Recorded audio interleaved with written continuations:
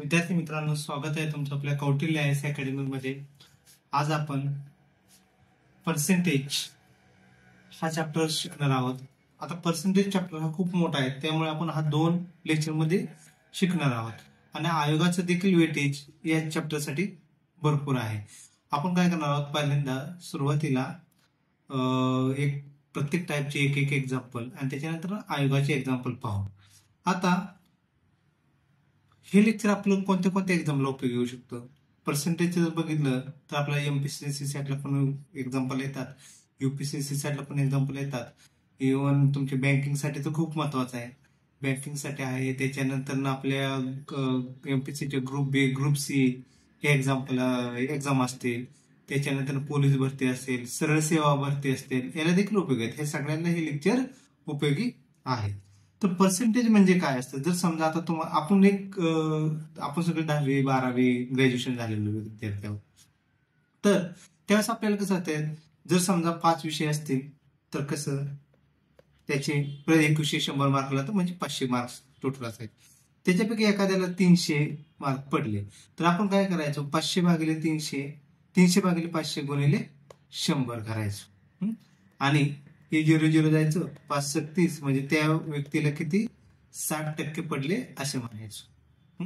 म्हणजे एखादे equation percentage मध्ये जर व्यक्त करायचं असेल, एक्सप्रेस करायचं असेल, तर त्याला काय करायचं, आपण 100 न गुणायचं.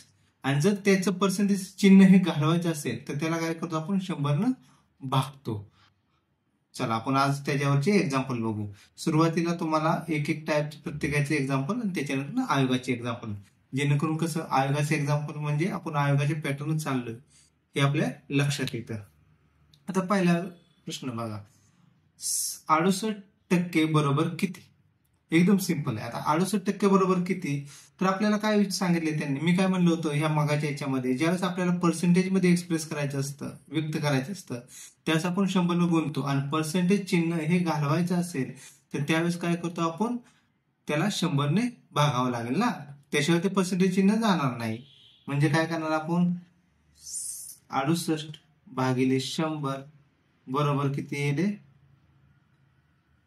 0.68. तर आपलं उत्तर असणार आहे ऑप्शन क्रमांक पहिला. कारण की 100 2 शून्य आहेत, म्हणजे 2 डिजिट नंतर ना पॉईंट दिला जाईल, म्हणजे पहिलं उत्तर आलं आपलं काय 0.68. तर अशा पद्धतीने आपल्याला जर पर्सेंटेज साइन असेल ते घालवायचं म्हणलं तर काय करणार आपण, 68 भागिले 100, त्याचं जे उत्तर येईल ते आपलं फायनल आन्सर असेल. ओके, पुढचं बघा. आता काय सांगितले, ए चा पगार 18,800 रुपये आहे, तसेच बी चा पगार 4,000 रुपये आहे. तर ए चा पगार बी च्या किती टक्के आहे? ए चा पगार बी च्या किती टक्के आहे? बघा, म्हणजे आपल्याला 2 व्यक्ती दिलेले आहेत, ए आणि बी. तर ते काय म्हणतात की ए चा पगार किती आहे, 18,800, आणि बी चा पगार दिलेला आहे आपल्याला 4,000. तर ते काय म्हणतात की ए चा पगार बी च्या किती टक्के आहे. तर अशा वेळेस कन्फ्युजन होतं की ए चा पगार वरती घ्यायचा का बी चा पगार वरती घ्यायचा. तर त्यावेळेस एक लक्षात ठेवायचं की आपल्याला विचारलंय कोणाच्या, ए चा पगार बी च्या, ज्याच्याशी च्या जोडलेला असेल तर तो काय घेणार, आपण खाली घेणार. कारण आपल्याला बी च्या किती टक्के आहे ते काढायचे. म्हणजे खाली काय घेणार, बी चा पगार किती आहे 4,000, ए चा पगार किती आहे 18,800. आता हा किती टक्के आहे, म्हणजे पर्सेंटेज मध्ये आपल्याला ते व्यक्त करायचं, म्हणून काय करणार, गुणिले आपण 100 करणार. म्हणजे काय केलं मी, 18,800 भागिले 4,000 गुणिले 100. आता हे काय फक्त आपल्याला सॉल्व्ह करायचं. तर हे 2 शून्य मी खालच्या 2 शून्याशी कॅन्सल केले, त्याच्यानंतर हा 0 या 100च्या एका शून्याशी कॅन्सल केला. आता जर मला फक्त राहिले किती, माझे 188 भागिले 4 राहिले, 188 भागिले 4 गुणिले 10 राहिले, 10 आपण करू. मग 4 न जर 18, 4 × 16 राहिले 2, 4 × 7 28, तर किती आले 47 राहिले. याचा भाग किती होईल, 47 होईल. 47 गुणिले 10 बरोबर किती 470. आपलं ऑप्शन क्रमांक 2 हे उत्तर झालं. बघा, मी काय सांगितलं होतं की आपल्याला 2 व्यक्ती दिले, ए आणि बी. ए चा पगार दिलता 18,800, बी चा दिलता 4,000.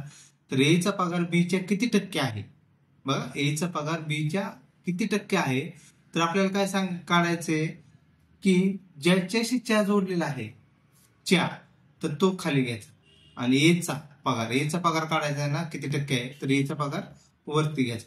आता हेच जर गणित आपल्याला असं विचारलं असतं, ते पण दाखवतो तुम्हाला करून, म्हणजे कन्फ्युजन होतं परत. आता जर प्रश्न जर असा असता की बी चा पगार ए च्या किती टक्के आहे, प्रश्न समजा असा असता, क्वेश्चन बी चा पगार ए च्या किती टक्के आहे, बी चा पगार ए च्या किती टक्के आहे. तर आता मग काय करणार आपण, कुणाला च्या जोडले एला, तर एचा पगार किती आहे, 18,800, तो खाली घेणार 18,800. आणि वरती काय घेणार, बीचा पगार घेणार, बीचा पगार किती आहे 4,000 गुणिले 100. मग हे काय करणार आपण, हे 2 शून्य गेले, म्हणजे व्हॅल्यू काय राहिली आपली 4,000 भागिले 188. आता याची किती येईल ते आपल्याला कॅल्क्युलेट करावं लागेल.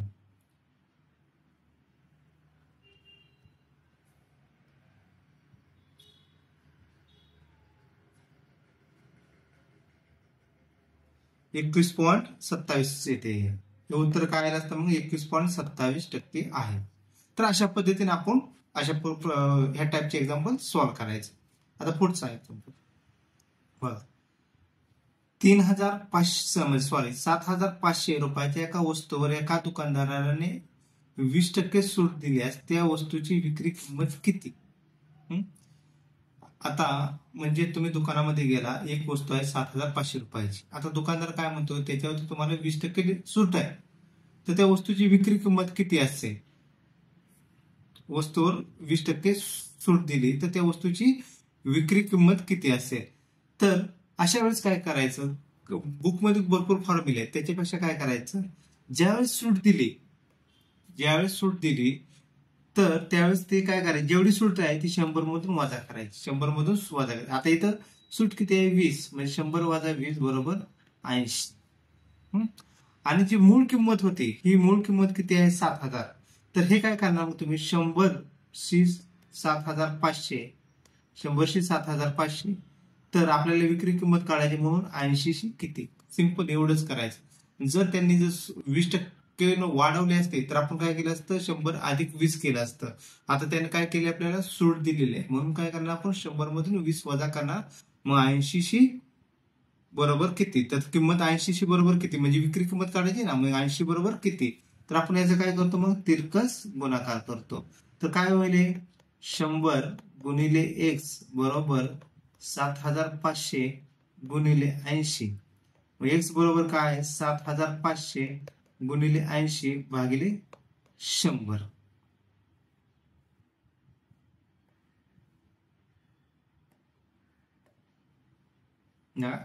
मग हे काय झालं आपलं. आता काय करायचं सॉल्व, हा शून्य गेला, 1 गेला. मग आपल्या किंमत काय राहिली फक्त 750 गुणिले 8. मग 8 0 0, 8 पंचे 400, 0 हा 4 4, 7 8 56 4 60. तर त्याची विक्री किंमत किती असेल, 6,000 रुपये असेल. मग उत्तर काय असेल आपलं, ऑप्शन क्रमांक 2. आता ह्याच एक्झाम्पल मध्ये मी तुम्हाला सांगतो, जर त्यानं 20% वाढवून लागली असती तर उत्तर काय आलं असतं. जर 20% किंमत वाढवली असती तर त्याची खरेदी किंमत किंवा विक्री किंमत किती असते. जर समजा 7,500 ही त्याची खरेदी किंमत असते आणि त्याने ते 20% वाढवली लागली असते, तर त्याची विक्री किंमत किती असते ते बघूया आपण. त्यावेळेस आपण काय केलं असतं, 100 अधिक 20 बरोबर 120. मग 100शी नेहमी 7,500 हे केलं असतं, तर 120 साठी किती, तर एक्स बरोबर काय आलं असतं, आपण इथं तिरकेस गुणाकार करतो, म्हणजे काय आलं असतं, 7,500 गुणिले 120 भागिले 100. हा 0 0 कॅन्सल झाला, हा 0, म्हणजे किती आलं, 750 गुणिले 12.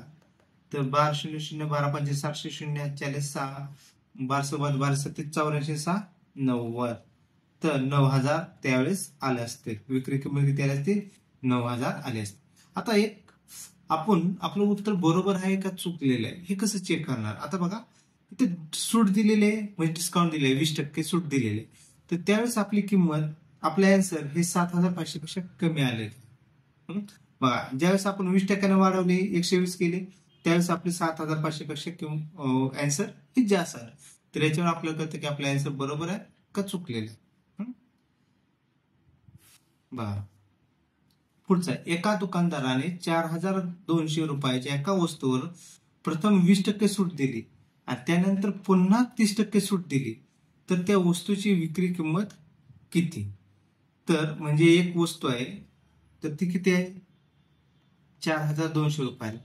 पहिल्यांदा त्याच्यावरती डिस्काउंट किती दिला? 20% दिला. परत किती दिला? अजून 30% दिला. तर आता डिस्काउंट दिलेला आहे, तर मग त्यावेळेस आपण काय करतो? पहिल्या वेळेस काय असेल? 100 वजा 20 म्हणजे किती येणार? 80. दुसऱ्या वेळेस काय करणार? 100 वजा 30 म्हणजे किती आलं? 70. कारण की 20% डिस्काउंट दिल्यामुळे 80% त्याची किंमत राहिली. दुसऱ्या वेळेस 30% डिस्काउंट दिलं, त्याच्यामुळे त्याची किंमत किती राहिली? फक्त 70%च राहिली. मग काय करायचं? तर त्या वस्तूची विक्री किंमत कशी काढणार? विक्री किंमत बरोबर त्याची मूळ किंमत किती होती? 4,200 ही मूळ किंमत घ्यायची, गुणिले पहिला डिस्काउंट किती आहे? 80. 80% म्हणजे 80/100. दुसऱ्या वेळेस किती आहे? 70. तर गुणिले 70/100. आता फक्त याचं आपल्याला कॅल्क्युलेशन करायचं.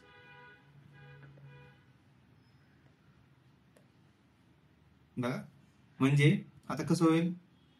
हे 2 शून्यशी हे 2 शून्य जातील, हे 2 शून्यशी हे 2 शून्य गेले, म्हणजे राहिलं काय आपलं? 42 गुणिले 8 गुणिले 7, म्हणजे 42 गुणिले 8 7 56. तर 42 गुणिले 56 किती येते बघू आपण? 42 गुणिले 56 तर 2,352 रुपये असेल. विक्री किंमत किती? 2,352 रुपये विक्री किंमत.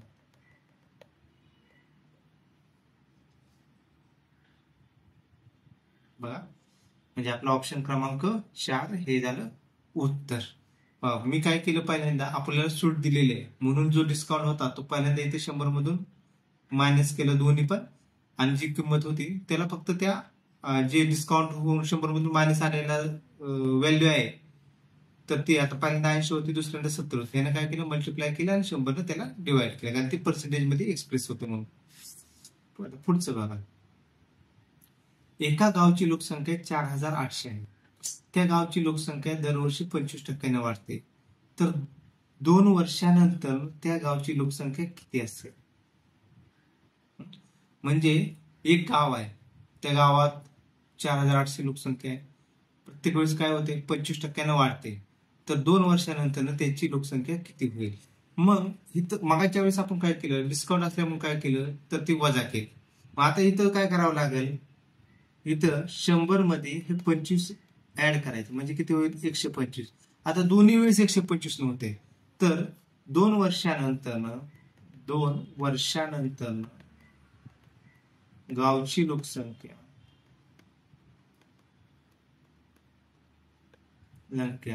बरोबर त्याची पूर्वीची लोकसंख्या किती होती? 4,800 गुणिले आता किती झालेले आहे? 125 न 25% वाढले म्हणून 125 भागिले 100 गुणिले 125 भागिले 100. याचे किती होईल? 4,800 गुणिले 25 न जर भाग घालवला तर 25 5 1,600 भागिले 25 चोक 100 गुणिले 25 5 1,600 भागिले 25 चोक 100.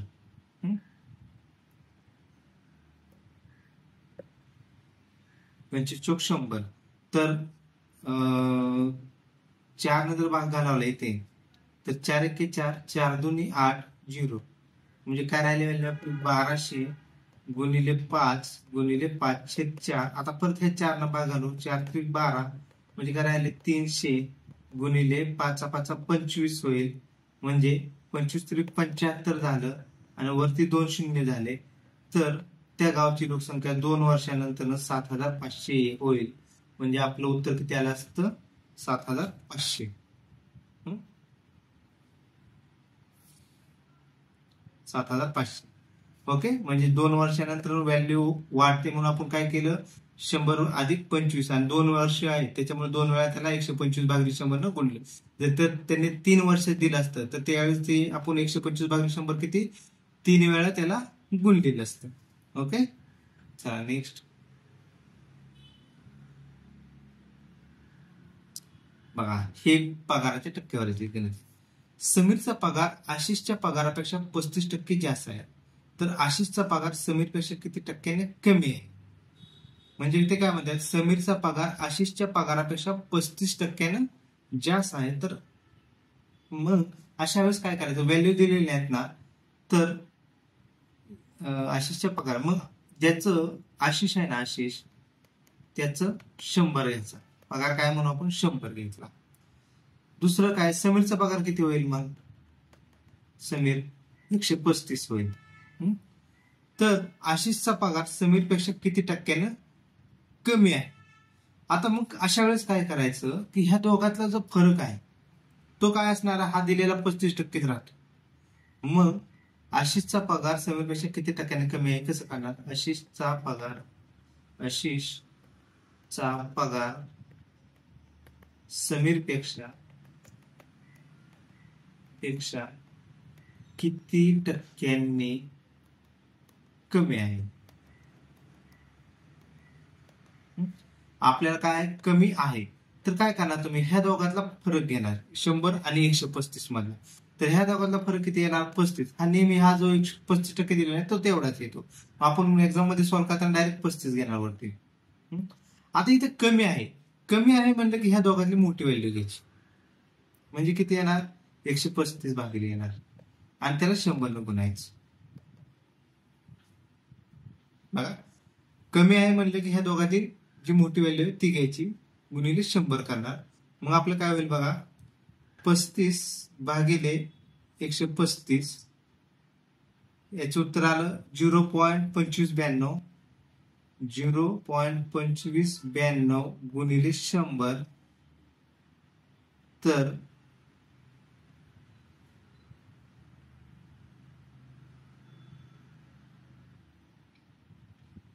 म्हणजे किती आलं असं 25.92, म्हणजे उत्तर काय असेल आपलं 25/27.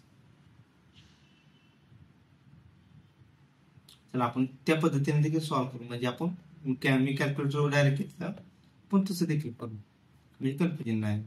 बघा आपली व्हॅल्यू किती आलेली आहे, 35/135 गुणिले 100. मग पहिल्यांदा आपण 5 भाग घालू, मग 5×7 35 होईल, खाली किती राहतील, 5×2 10, 5×7 35 गुणिले 100 आलं, म्हणजे व्हॅल्यू किती आली आपली 700 भागिले 27. आता 700 ला 27 न भागवायचं, 700 भागिले 27, मग 27 × 27, 27 2 54, मग 54 आलं, राहिले किती खाली 16, 160 झाले. आता 20×5 100 आणि परत 7×5 35, म्हणजे 135 झालं. पण 135 मध्ये जर आपण 27 मिळवलं तर किती होते, 162 कडे जाते. 27 मिळवलं 162 कडे जाते, तर इथं 5च घेणार आपण, म्हणजे किती होईल, इथं 135 होईल. मग याच्यात 160 मधून 135 गेलं तर इथे किती राहील 25, तर आपलं शिल्लक किती राहते 25 राहते. मग इथे आपलं उत्तर किती आलं, उत्तर काय 25/27, 25/27. तर हे आलं असेल आपलं उत्तर, असं जरी सॉल्व्ह केलं तर. म्हणजे 25/27 हे उत्तर, 25/27 हे उत्तर आलं आपलं. तर अशा वेळेस काय करायचं की जो टक्केवारी दिलेली आहे 35% दिलेली आहे ना, हे डायरेक्ट 35 घ्यायचं, डायरेक्ट 35 घ्यायचं. 35 भागिले कमी म्हणलं तर त्या दोघातली मोठी व्हॅल्यू न भागायचं, जर जास्त म्हणलं असतं तर दोघातली लहान व्हॅल्यू न भागायचं. एवढंच फक्त हे करायचं.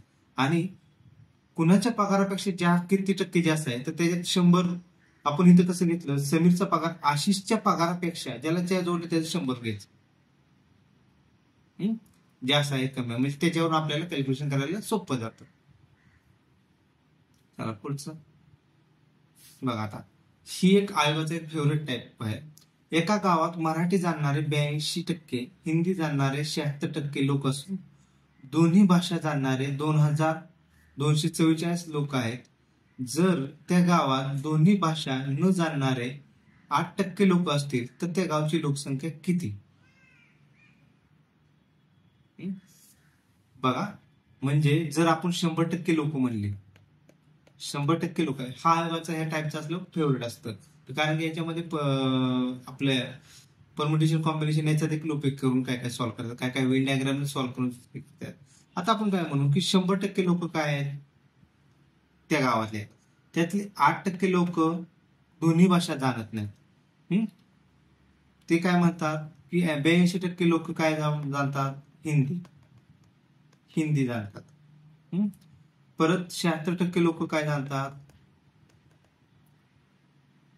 हिंदी जाणार. 82% लोक मराठी जाणणार आहेत.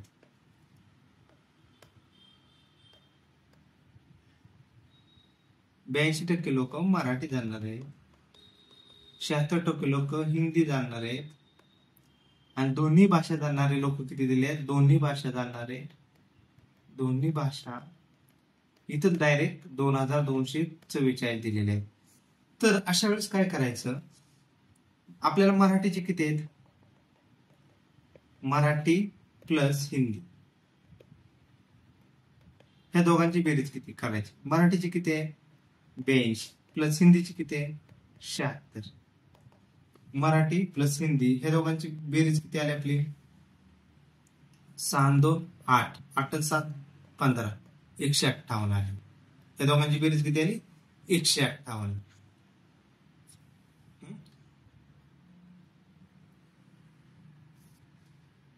76 प्लस 158 आली.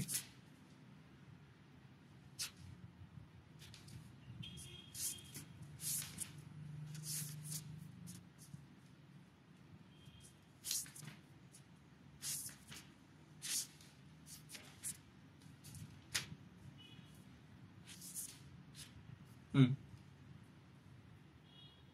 158 आले बघा. तर आता हे 8% जे लोक आहेत तर ते कोणतीच भाषा बोलत नाहीत. 8% जे आहेत ना ते कोणतीच भाषा बोलत नाहीत. म्हणजे भाषा बोलणारे किती झाले? 100 मधून 8 गेले वजा, राहिलेले 92. 100 मधून 8 वजा गेले, राहिले 92. मग आपण काय करायचं, ह्या 158 मधून 92 वजा करायचं. तर ह्याच्यामधून आपल्याला काय मिळतील की दोन भाषा बोलणारे कोण आहेत, किती जण आहेत. तर 158 मधून 92 वजा केल्यावर 6 राहिले पहिल्यांदा. 8तून 2 गेले 6, 15तून 9 गेले, राहिले 6. म्हणजे 66% लोक ही दोन भाषा बोलत असतील ना, त्याच्याशिवाय हे 158 कडे गेलं नाही. म्हणजे कारण हे 100 मधून 8 वजा करणं गरजेचं होतं, कारण की 8% लोक ही कोणतीच भाषा बोलत नाहीत. म्हणून मी 158 मधून 92 वजा केली. आता आपल्याला काय दिलेलं आहे की 2244 ही लोक दोन्ही भाषा बोलणार आहेत.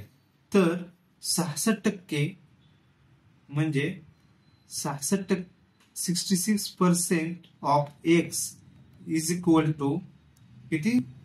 2244. 2244 म्हणजे 66 भागिले 100 गुणिले एक्स बरोबर 2244. तर एक्स बरोबर किती? 2244 गुणिले 100 भागिले 66. तर पहिल्यांदा आपण याला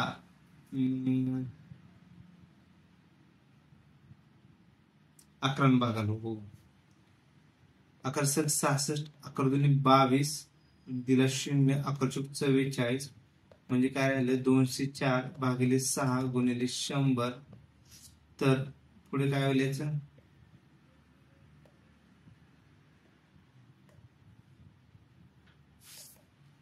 साहित्रिक 18, 6 18 राहिले 2, 24 झाले, 6 24 म्हणजे 3 4 0 0.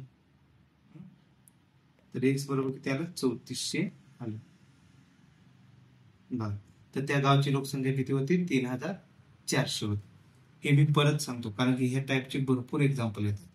म्हणजे एका गावात मराठी जाणणारे 82% लोक होते, हिंदी जाणणारे 76% लोक होते. दोन्ही भाषा जाणणारे 2244 लोक आहेत. बघा, दोन्ही भाषा जाणणारे 2244 लोक आहेत.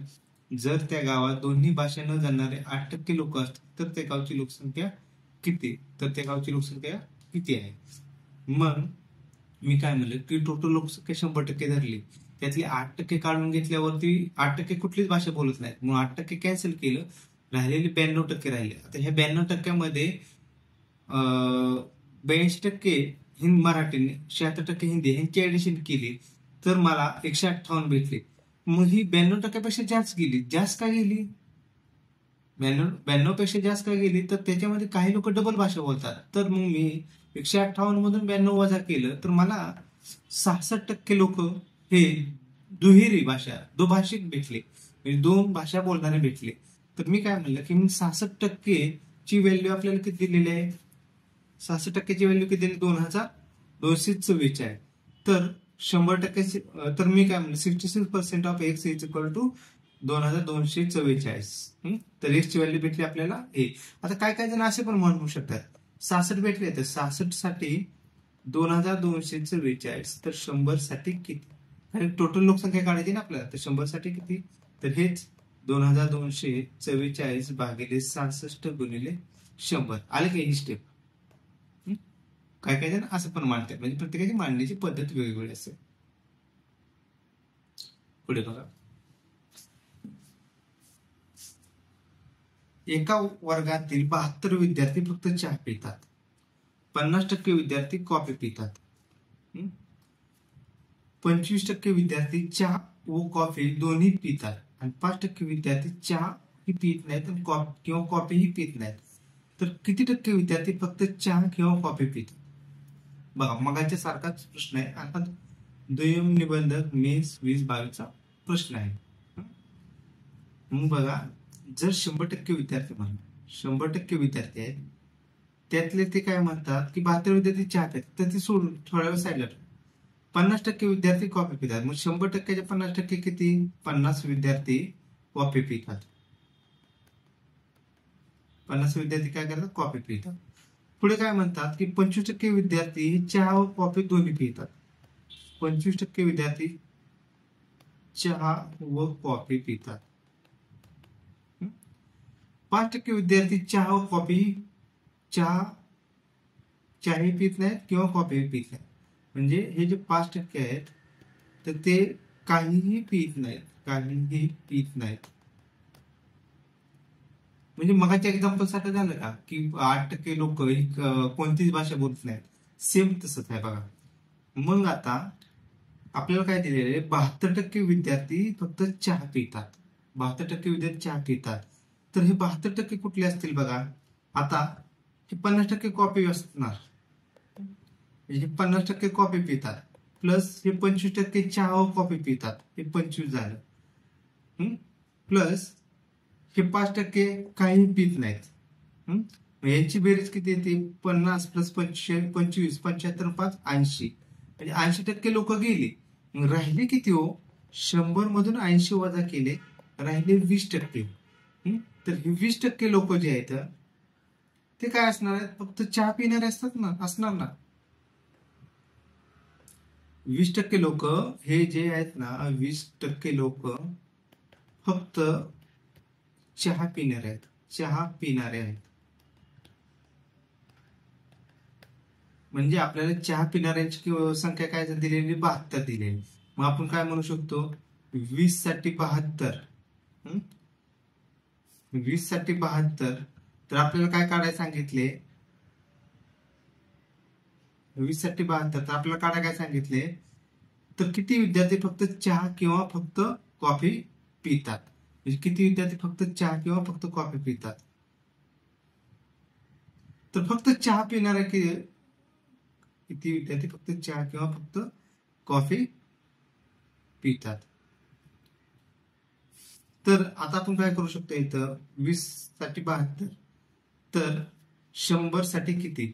आपण एकूण विद्यार्थी काढू. 100 साठी किती? तर एक्स बरोबर काय येईल? 72 भागिले 20 गुणिले 100, 00 गेले 36, म्हणजे 360 हे एकूण विद्यार्थी झाले. एकूण विद्यार्थी विद्यार्थी झाले. आता ते काय म्हणतात की तर किती विद्यार्थी फक्त चहा किंवा फक्त कॉफी पितात.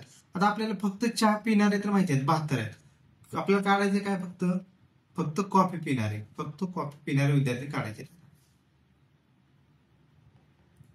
फक्त कॉफी पिणारे विद्यार्थी.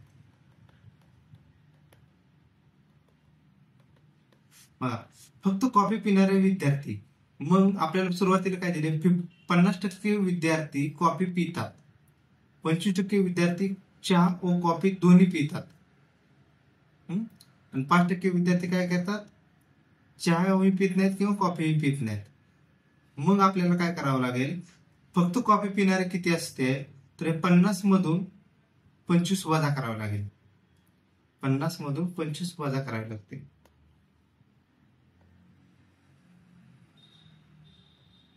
तर फक्त कॉफी पिणारे विद्यार्थी बरोबर 50% विद्यार्थी सगळेच घेतात म्हणजे कॉफी पितात सांगितले, पण त्यामधले 25% विद्यार्थी काय करतात कॉफी आणि चहाही घेतात. मग हे 50 मध्ये या टक्के झालेले असतं ना, म्हणून 50 वजा 25 25% आले. तर आपल्याला काय आलेलं आहे तर 100 साठी 360 तर 25 साठी किती. तर एक्स बरोबर काय येतं 360 गुणिले 100 भागिले 25.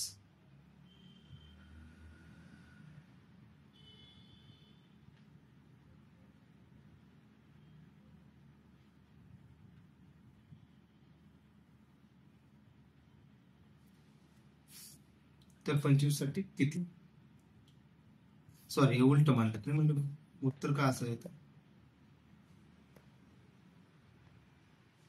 म्हणजे काय होईल आपलं 360 गुणिले 25 भागिले 100 येईल असं उलट माशी उलट चुकून मांडलं होतं. मग 25 एक 25 25 चोक 100 मग एक्स बरोबर काय आले 9 चोक 4 के 4 9 चोक 36 म्हणजे हे झालं 90. हे 90 लोक फक्त कॉफी पिणारे आहेत आणि 72 लोक हे फक्त चहा पिणारे आहेत. आपल्याला काय विचारले फक्त कॉफी किंवा चहा पिणारे व्यक्ती किती.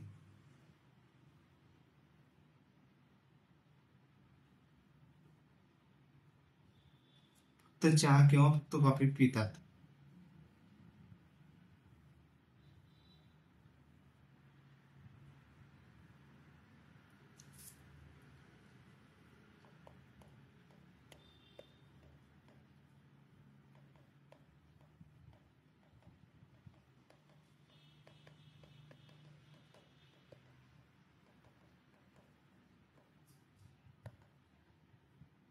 फक्त चहा व फक्त कॉफी पिणारे विद्यार्थी बरोबर हे 90 अधिक 72 बरोबर किती आले हे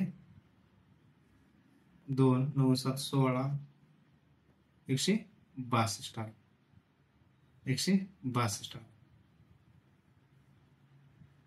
किती विद्यार्थी विद्यार्थी फक्त चहा किंवा फक्त कॉफी पितात.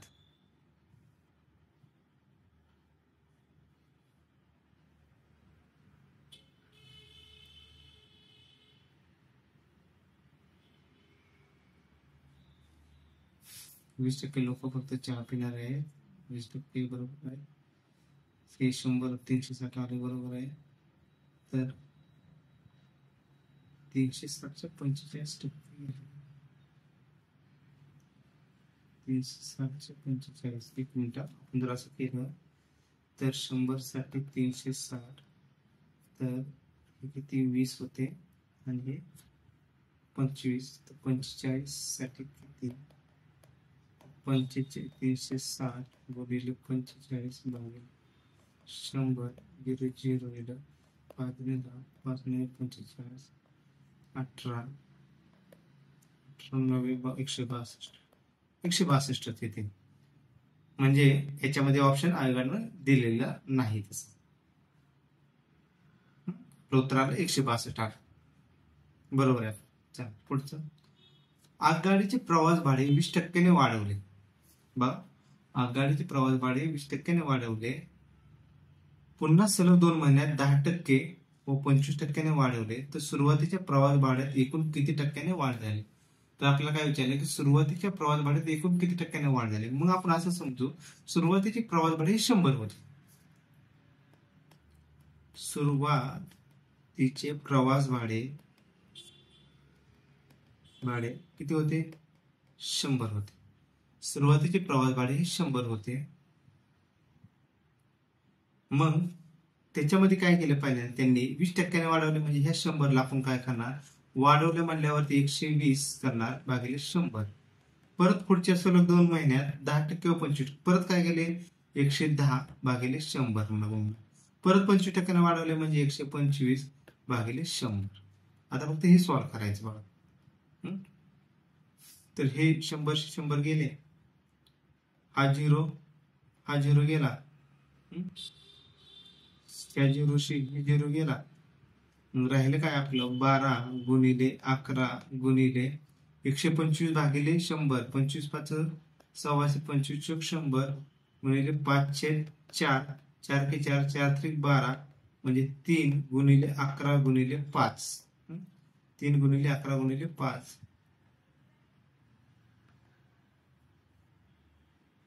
3 गुणिले 11 गुणिले 5 म्हणजे 11 त्रिक 33 गुणिले 5 म्हणजे 5 त्रिक 1505 5 1 5 त्रिक 15 आणि 1 16 म्हणजे 165 रुपये नवीन भाडे झाले. पण आपल्याला हे 165 रुपये असं वाढले विचारले का नाही. तर ते काय म्हणतात की सुरुवातीच्या प्रवास भाड्यात एकूण किती टक्क्याने वाढ झाली. तर अशा वेळेस काय म्हणलं होतं मी एकूण किती टक्क्याने वाढ झाली. तर ह्या सुरुवातीचे किती होते वातीचे किती होते 100. वाढलेले किती आहे 165 आहे. तर 100 आणि 165 मध्ये डिफरन्स घ्यायचा. 165 वजा 100 म्हणजे 65 आहे. तर वाढलेले आहे म्हणल्यावर काय करतो आपण 65 भागिले ह्या दोघातले लहान कोण असेल तर 100 असेल गुणिले 100 आपलं टक्केवारीमध्ये आणण्यासाठी म्हणजे किती आलं 65 उत्तर आलं. 65% वाढलेलं असेल. ऑप्शन क्रमांक पहिला हे झालं आपलं उत्तर. 65% वाढलेलं असेल. बघा आता काय दिले आपल्याला रंगानुसार वाटाण्याचे बीज अंकुरणाची टक्केवारी बदलते. जेव्हा कधी विशिष्ट रंगाची बीजे पेरली जातात तेव्हा त्यातील किती टक्के अंकुरतील याची खात्री असते. ही टक्केवारी सोबतच्या सारणीत दिलेली आहे. प्रदर्शनासाठी प्रत्येक रंगाची 50 रोपे हवी आहेत. लागवडीसाठी लागणाऱ्या बियांची एकूण संख्या निवडा. लागवडीसाठी म्हणजे ते काय म्हणतात की आता पांढऱ्या रंगाची रोपे आहेत तर त्याच्यातले 100 लावले तर फक्त 60 रोप हे होतात. आपल्याला अशी प्रत्येकाची किती पाहिजेत 50-50 पाहिजेत.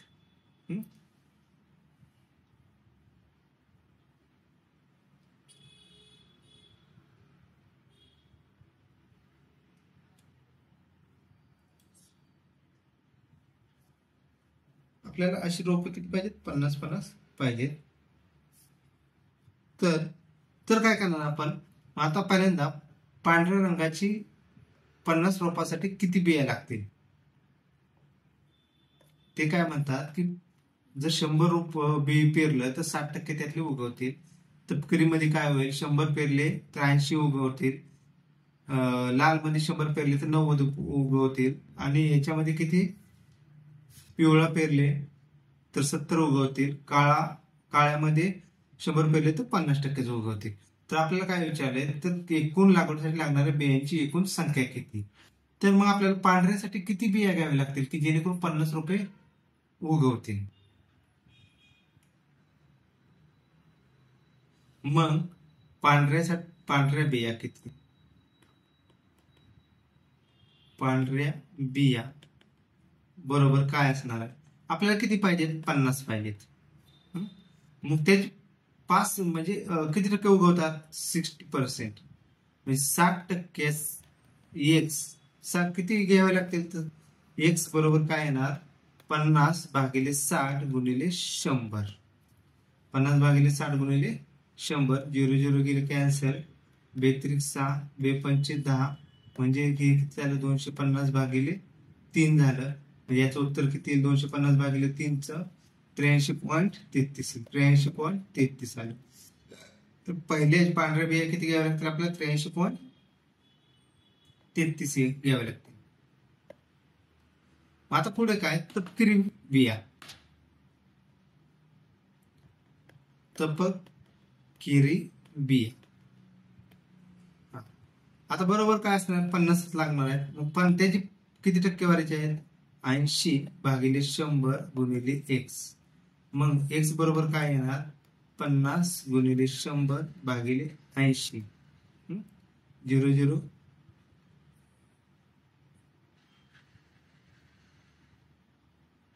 0 0 कॅन्सल झाला.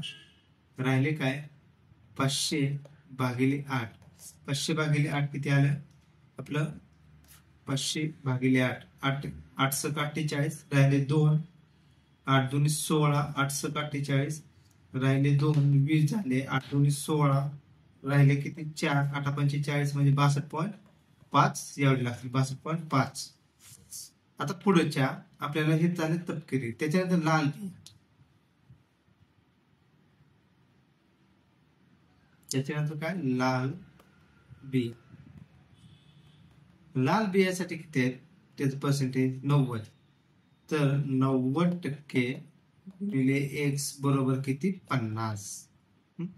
तर x बरोबर काय किती आलं? 50 गुणिले 100/9. 0 0 गेला म्हणजे 500/9. 500/9 किती? 500/9.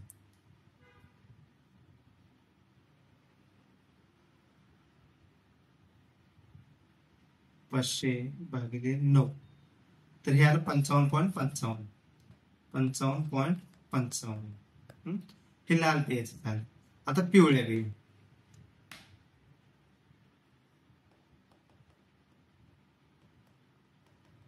याला कोणती शॉर्टकट नाही, कारण की हे अशाच पद्धतीने काढावं लागणार.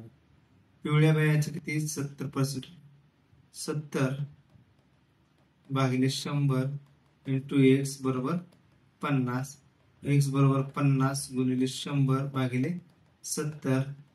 तर 500/70 7. 500/7 हे 71.42. 71.42 आहे. परत राहिले काय आपलं अजून बघा? काळ्या बिया.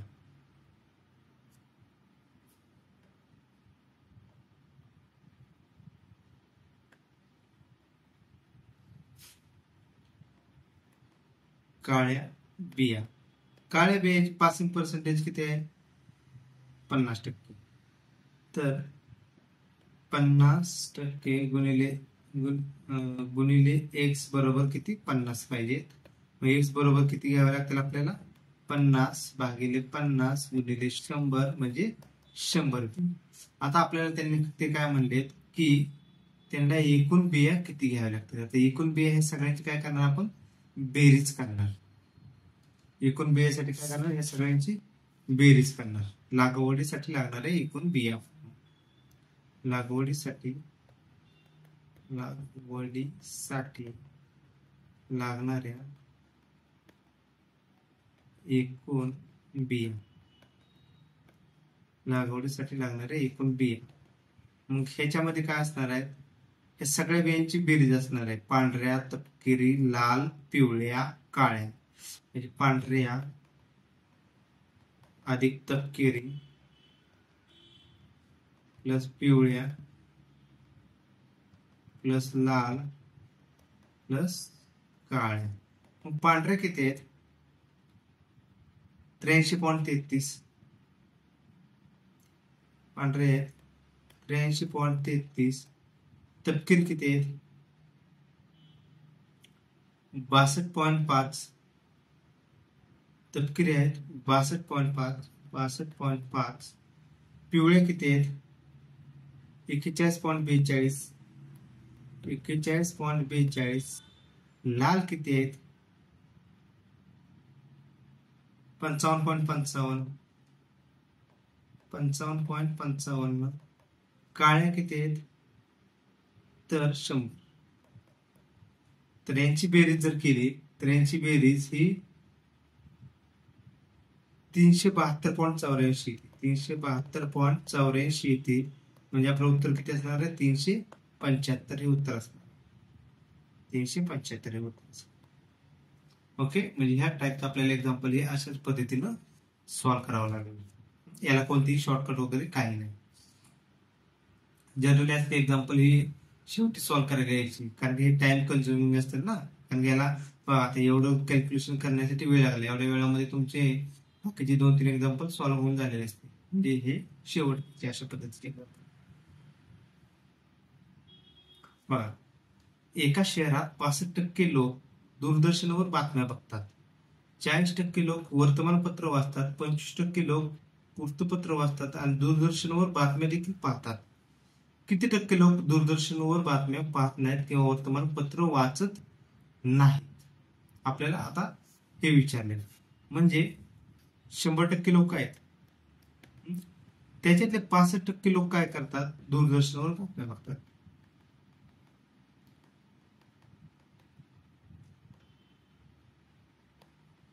बघा, 40% लोक वृत्तपत्र वाचतात.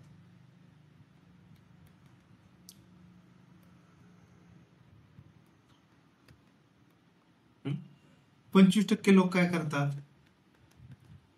वृत्तपत्र वाचतात आणि दूरदर्शनवर बातम्या देखील बघतात.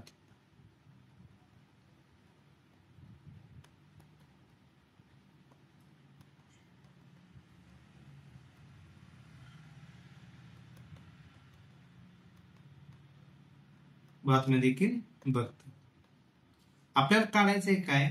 किती टक्के लोक दूरदर्शनवर बातम्या पाहत नाहीत किंवा वृत्तपत्रही पाहत नाही, वाचत नाहीत? किती टक्के लोक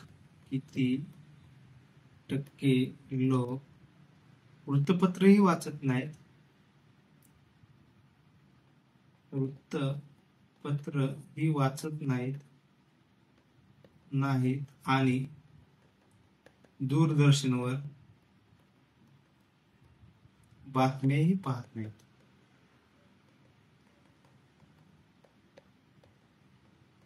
बघा, तर मी काय म्हणेन की ही जी 65% दूरदर्शनवर बातम्या असतात ना,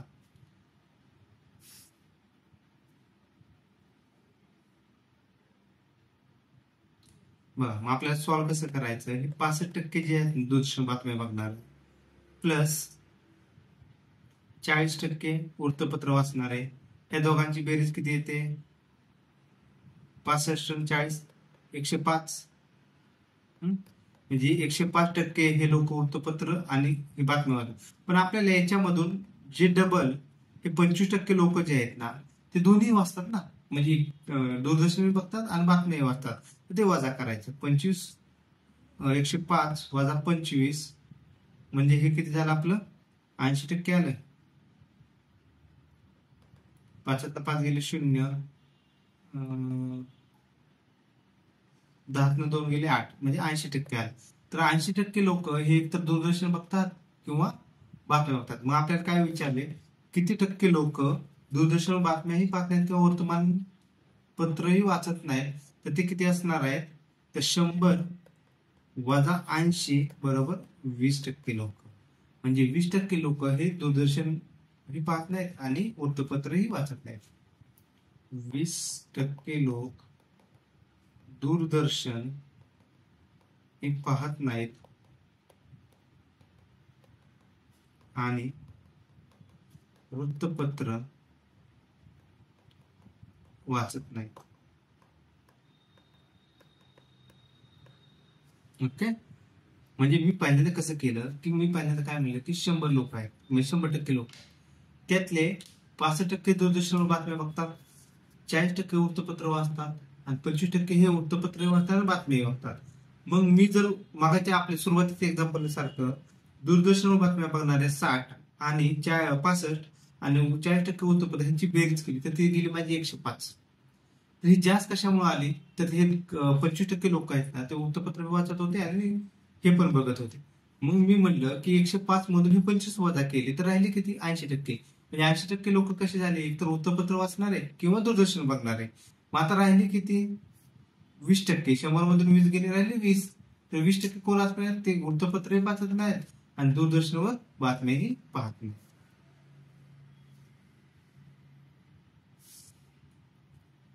बघा, एका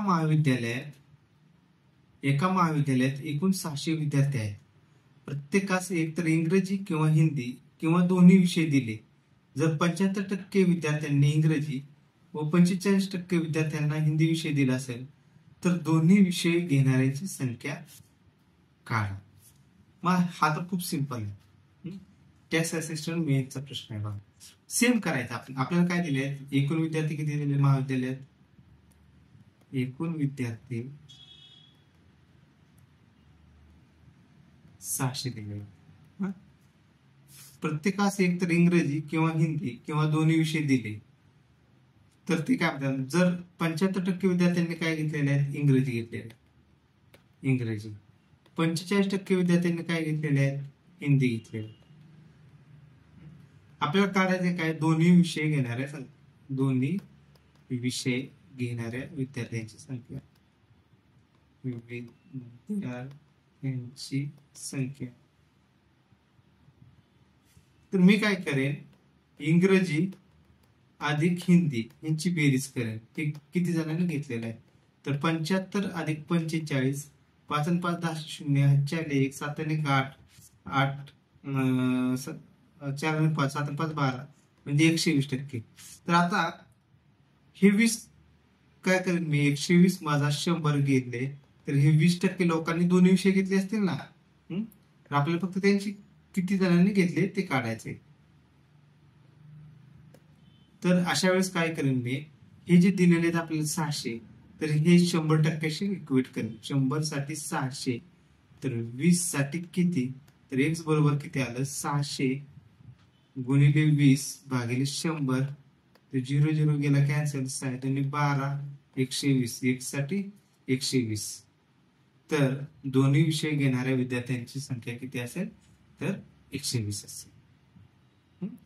हे अशा पद्धतीने म्हणजे आपण काय करणार की पहिल्यांदा जी सिंगल आहे त्या सगळ्यांची बेरीज करणार आणि त्याच्यामधून 2 कोणी घेतलेले आहेत, दोन्ही कोणी घेतलेले आहेत, तर ते वजा केल्यावरती जे राहते ते काय असणार आहे?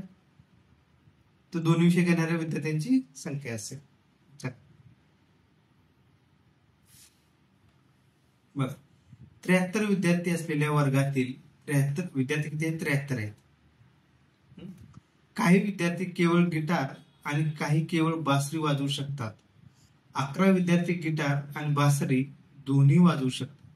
जर गिटार वाजवू शकणाऱ्या विद्यार्थ्यांची संख्या 31 असेल, केवळ बासरी वाजवू शकणाऱ्या व केवळ गिटार वाजवू शकणाऱ्या विद्यार्थ्यांची संख्या किती आहे? टेक्निकल सर्व्हिस प्री 2022 चा हा प्रश्न आहे. म्हणजे एकूण विद्यार्थी किती आहेत वर्गात? एकूण विद्यार्थी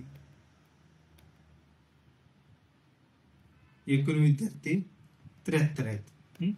ते काय म्हणतात? काही विद्यार्थी केवळ गिटार, काही जसं केवळ गिटार वाजवतात, केवळ बासरी वाजवतात.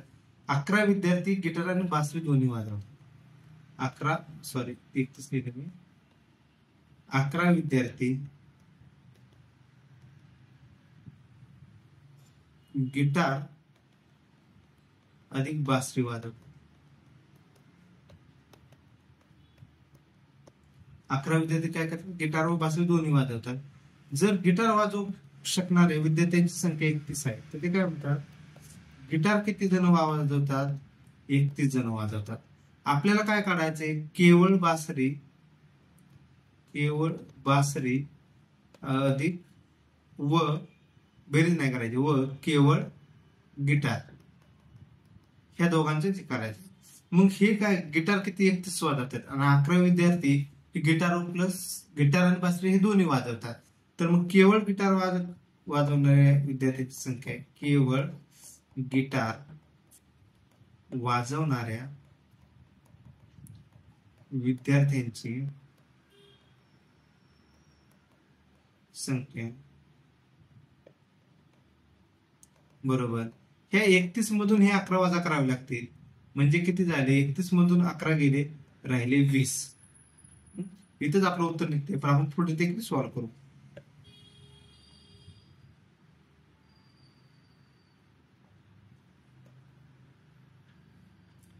20 झाली. मग आपल्याला काय काढायचं, केवळ बासरी वाजवणारी संख्या, विद्यार्थ्यांची संख्या.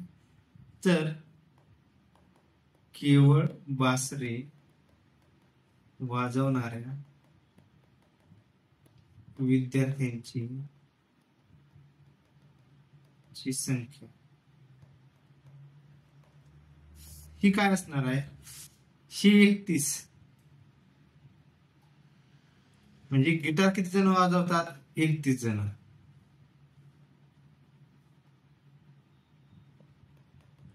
गिटार प्लस दोन्ही वाजवणाऱ्या विद्यार्थ्यांची संख्या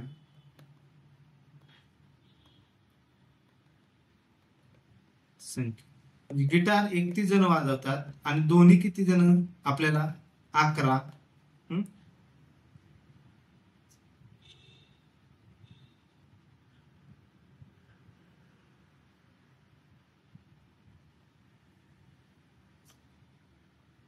गिटार 20 दोन्ही, सॉरी, किती कसं करावं, गिटार किती 20 जणच फक्त वाजवतात, हे 11 झाले 31 जण. तर एकूण किती आहे, ती एकूण विद्यार्थी किती आहेत, 73 आहेत. ह्या 73 मधून हे 31 वजा केल्यावरती फक्त काय राहिले आपल्याला, केवळ बासरी वाजवणाऱ्या विद्यार्थ्यांची संख्या. म्हणजे हे किती राहील, 73 वजा 31, 42. उत्तर आलं 42. तर ऑप्शन क्रमांक 42 व 20. म्हणजे केवळ बासरी वाजवणाऱ्या विद्यार्थ्यांची संख्या 42, तर केवळ गिटार वाजवणाऱ्या विद्यार्थ्यांची संख्या 20 आहे. तर अशा पद्धतीने हे जास्त करून आयोगाचं हा टाइप जो आहे तो फेवरेट आयोग ह्याच पद्धतीचे क्वेश्चन असे विचारते. मेजॉरिटी क्वेश्चन तर असेच आपण बघा. नेहाचा पगार अगोदर 10% कमी केला व नंतर तेजीमुळे तो 30% वाढवला, तर मूळच्या पगारात किती टक्के वाढ झाली. गट क पूर्व 2022 प्रश्न आहे. नेहाचा अगोदरचा पगार किती होता, 10%. मग आपण एक मूळ पगार तिचा काय कन्सिडर करू, पगार 100 घ्या. पहिल्यांदा काय केले, 10% कमी केला, 10% कमी केला. मी काय म्हणलो होतो, 10% कमी केला, तर मग काय करणार आपण, 100 वजा 10 म्हणजे 90% झाला ना. तर मग 100च्या 90% किती येईल, तर 90च येईल, कारण 100 जाईल. तिचा आता नवीन पगार काय झाला, 90 झाला. आता काय झालं, बाजारामध्ये तेजी आली, म्हणजे काय, त्यांची जी कंपनी होते वगैरे, त्यांचे जे प्रोडक्ट होते त्याला माल भाव चांगला भेटायला लागला. मग त्यांनी काय केलं, आता मागाच्या वेळेस कमी केलेलं आहे, मग आता काय करू आपण, 30% तिचा पगार वाढवू. तर 30% वाढलेला पगार किती असणार आहे, 100 अधिक 30 बरोबर 130. मग आता नवीन पगार किती झाला, 90. तर काय करणार, 90 गुणिले 130 भागिले 100, 0 कॅन्सल होतील हे.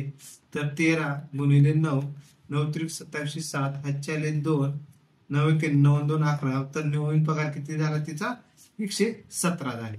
आपल्याला काय विचारले त्यांनी, तर तिचा मूळच्या पगारात किती टक्क्याने वाढ झाली.